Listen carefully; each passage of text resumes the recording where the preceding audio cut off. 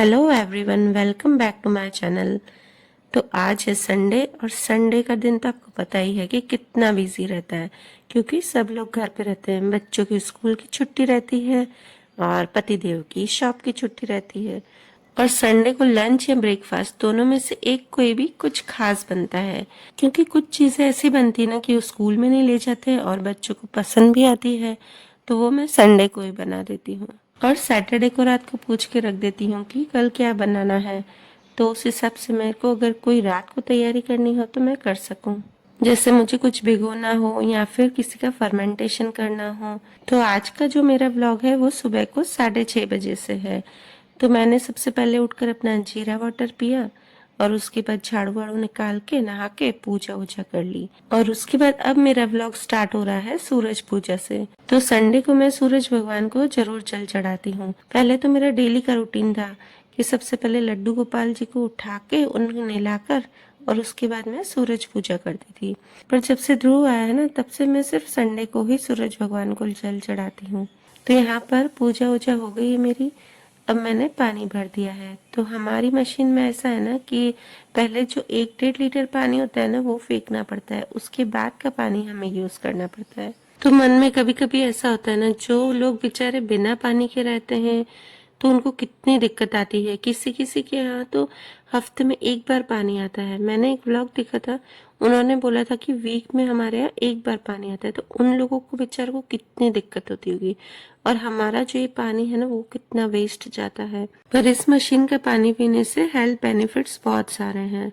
तो मैंने जो वेस्ट पानी था उसे निकाल दिया और साथ में कपड़े भी धोने में डाल दिए थे। और यहाँ पर जो कैंगन वाटर भरते हैं मैं वो भर रही हूँ। मतलब कि यहाँ पे पीएच लेवल का पानी भरते हैं। तो मैंने यहाँ पर 8.5 पीएच लेवल का पानी भरा है।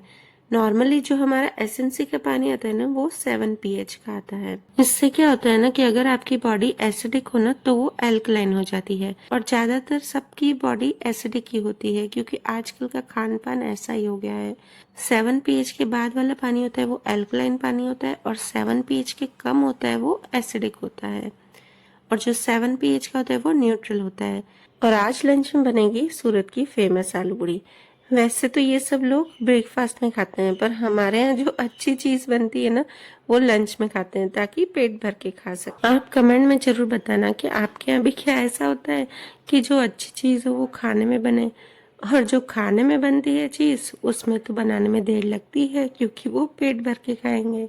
तो चलिए, मैंने यहाँ पर रात को व्हाइट जो सूखे वाले मटर होते हैं ना वो भिगो के रख दिए थे, और इसे अब हमें बॉईल करने रखना है। तो इसमें बॉईल करने में मैंने डाले हैं 4 से 5 आलू, और आलू को मैंने रफली चॉप कर दिया है और थोड़ा सा उसमें नमक डालकर और 3 विसल लगवाने रख दी है। और साथ ही दूध आ गया था, तो पहले मैंने दूध को बॉईल करने रख दिया था। और उसके बाद मैं कर रही हूँ नाश्ते की तैयारी। तो नाश्ते में आज बनाऊंगी मैं ज्वार की रोटी, जो मसाले वाली रोटी होती है ना वही। कोई दूध के साथ खाता है, कोई चटनी के साथ खाता है, जिसको जैसी अच्छी लगती है। तो मसाले वाली ज्वार की रोटी के लिए मैंने यहाँ पर प्याज को एकदम बारीक चॉप कर दिया है, और जो धनिया है ना उसको भी मैंने काट कर एकदम बारीक बारीक काटा है, और उसको मैंने भिगो कर रख दी, क्योंकि क्या है ना धनिया में मिट्टी बहुत रहती है। आप उस टाइम ही धोएंगे ना तो उसमें मिट्टी नहीं निकलेगी, पर अगर आप 10-15 मिनट उसको भिगो कर रखेंगे ना तो नीचे इतनी सारी मिट्टी निकलती है ना।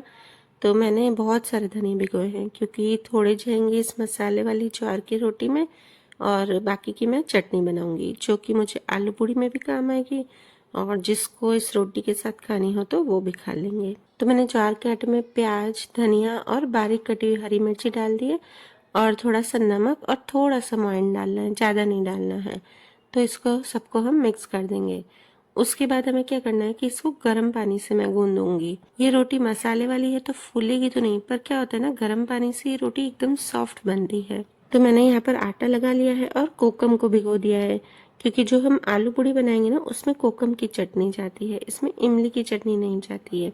और इसके बाद अब मैं बनाऊंगी हरी चटनी। तो हरी चटनी के लिए जो मैंने धनिया और पुदीना भिगो कर रखा था उसमें मैंने डाला है प्याज, हरी मिर्च और नींबू का रस, और थोड़ी सी अदरक डाल दी है, और इसको मैंने पीस लिया है। मेरे यहाँ पर अगर कोई रेसिपी बनती है ना तो एकदम परफेक्ट चाहिए।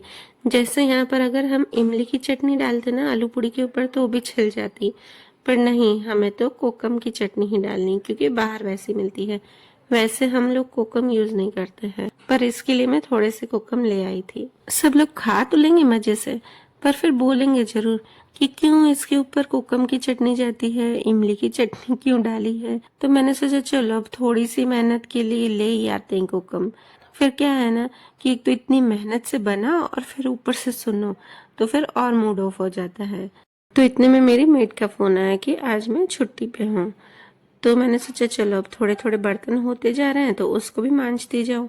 तो यहाँ पे मैं बर्तन को क्या करती हूँ ना, पहले मांज कर थोड़े थोड़े टब में रखती हूँ और उसके बाद जो ये जाली वाला टोकरा है ना उसमें रखती हूँ। इससे क्या होता है ना कि हमारा स्टैंड भी गंदा नहीं होगा, हम टब में रखेंगे तो, और टोकरे में रख देंगे तो फिर अच्छे से पानी भी निकल जाएगा और सूख जाते हैं ना तो फिर पोंछने की जरूरत भी नहीं पड़ती है। 1-2 मिनट की मेहनत थोड़ी सी ज्यादा लगती है, पर बाद का काम जो है वो आसान हो जाता है। अब यहाँ पर थोड़े से जो मैंने बर्तन थे ना वो धो लिए थे और फिर मैं बना रही हूँ ज्वार की रोटी। क्योंकि जो पापा जी होते हैं ना वो संडे को थोड़ा सा जल्दी जाते हैं मार्केट सब्जी अमचे लेने और कोई भी सामान लेने। बाद में क्या धूप हो जाती है ना तो अच्छा नहीं लगता है। तो मैं उनके साथ हमारी भी रोटी बना दूंगी। बच्चे और पतिदेव जी सब उठेंगे ना एक साथ तो वो खा लेंगे। संडे है ना तो आज सब देर तक सोए रहते हैं, तो जैसे ही उठेंगे जिसको जिसके साथ खानी हो उनको उनके साथ दे दूंगी। और इधर ध्रुव भी उठ गया था तो ध्रुव के लिए मैंने शीरा बना दिया था, क्योंकि शीरा जो ना वो एकदम जल्दी से बन जाता है और उसको क्या है आज उठते ही भूख लग रही थी, बहुत रो रहा था। तो मैंने सोचा चलो पहले उसको बनाकर खिलाई देती हूँ। फिर शीरा बन गया तो मैंने मम्मी को दे दिया कि चलो आप ही खिला दो उसको, तब तक मैं यहाँ पर सारी रोटियां बना देती हूँ। तो मैंने यहाँ पर ज्वार की रोटियां बनाकर पापा जी की चाय भी रख दी और उनको नाश्ता दे दिया, और साथ में मैंने अपनी भी थोड़ी सी चाय रख दी थी। मेरी हैबिट है अगर किसी की भी चाय रखूँ ना तो मेरी साथ में थोड़ी सी जरूर बनाती हूँ। चाय पीने से मुझे ऐसा लगता है ना कि मुझ में बहुत सारी एनर्जी आ गई है और मैं कोई भी काम फटाफट से कर लेती हूँ। अब मैंने सारी ज्वार की रोटियां बनाकर सबसे पहले तो मैंने स्टैंड थोड़ा सा साफ कर लिया है, क्योंकि ये बनाकर थोड़ा सा मैसी हो गया था ना तो फिर मैसी स्टैंड पर बाकी का काम करने में मज़ा नहीं आता है। तो मैंने स्टैंड साफ करके और थोड़े से जो और बर्तन थे ना उसको मांज लिए थे। और फिर क्या होता है ना कि बाद में एक साथ ढेर सारे बर्तन हो जाएंगे ना फिर ऐसा लगेगा कि कैसे मांजूंगी कैसे मांजूंगी, टेंशन हो जाती है। इससे अच्छा थोड़े थोड़े मांज ले और जल्दी जल्दी काम हो जाए। अभी तो सिर्फ नाश्ता बनाया है तो ही इतने सारे बर्तन हो गए हैं, अभी तो खाएंगे वो अलग से होंगे। और यहाँ पे मेरा स्टैंड भी साफ हो गया था, बर्तन भी मांज लिए थे। अब मैं 7 pH का पानी भर रही हूँ, मतलब कि क्लीन वाटर। जो एसएमसी में पानी आता है ना 7 pH का, बस वैसा ही इसमें भी आता है। हम खाना बनाते हैं ना तो उसमें ये पानी यूज करते हैं। और मैंने सुबह सुबह कपड़े धोने में डाल दिए थे तो मैं अब सुखा रही हूँ। पहले मैंने हमारे कपड़े डाल दिए थे धोने में और उसके बाद बाबू के, तो मैंने सोचा कि चलो दोनों एक साथ ही सुखा दूंगी। मैंने सोचा चलो पहले नाश्ता वाश्ता निपटा दूँ फिर ये काम लेती हूँ हाथ में। और कपड़े सुखा के मैंने सबको नाश्ता दे दिया था और उसके बाद फिर से आ गई थी मैं किचन में। और फिर यहाँ पर दूध ठंडा हो गया था तो पहले मैंने दूध को फ्रिज में रख दिया था, क्योंकि गर्मी इतनी है ना कि दूध अगर बाहर ही रहता है ना तो जल्दी से खराब हो जाता है। और फिर मैं यहाँ पर पूड़ियों का आटा गूंदूंगी। तो मैदे में मैंने थोड़ा सा नमक और तेल डालकर आटा गूंद लिया था, और ये आटा ज़्यादा टाइट नहीं बनेगा, मीडियम ही बनेगा। और इसकी हम एकदम छोटी छोटी पूड़ियाँ बनाएंगे। बस इसी में ही टाइम लगता है क्योंकि इसकी पूड़ियाँ जो है ना वो एकदम छोटी छोटी बनती है। मैंने सोचा कोकम की चटनी और छोले बाद में बना देंगे, क्योंकि आटा गूंदकर थोड़ी देर हमें रेस्ट पे भी रखना है। बस अब मैं यहाँ पर सूखे मटर बना रही हूँ तो उसके लिए मैंने तेल डालकर थोड़ा सा जीरा और लहसुन और अदरक की पेस्ट डाल दी है और कुछ बेसिक मसाले, बस इसको भूनकर हमें मटर डाल देने हैं। और ये जो आलू है ना मेरे को थोड़े से बड़े बड़े लग रहे थे, मतलब ये एकदम मैश हो जाने चाहिए।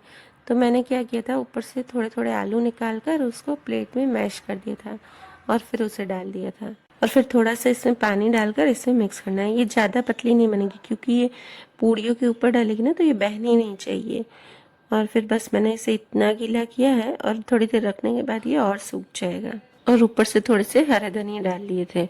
बस अब इसे मैं कैस्ट्रोल में रख दूंगी ताकि जब खाएंगे ना तो ये गरम गरम ही रहे।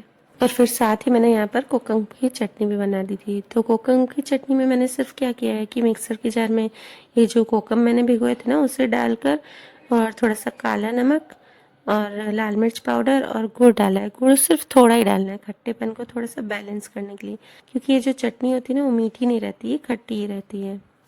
चलो जी, अब चटनियाँ और छोले तैयार हो गए हैं, तो अब हम मैदे को अच्छे से गूंदेंगे। अगर आपको कभी भी हाथों की एक्सरसाइज करनी हो ना, तो आप मैदे का डो लगा दें और उसको अच्छे से नीट करें। और आज तो मैंने क्या किया ना, ये स्टैंड को साफ करके अच्छे से, उसके बाद यहीं पर ही बड़ी बड़ी रोटियां बेली।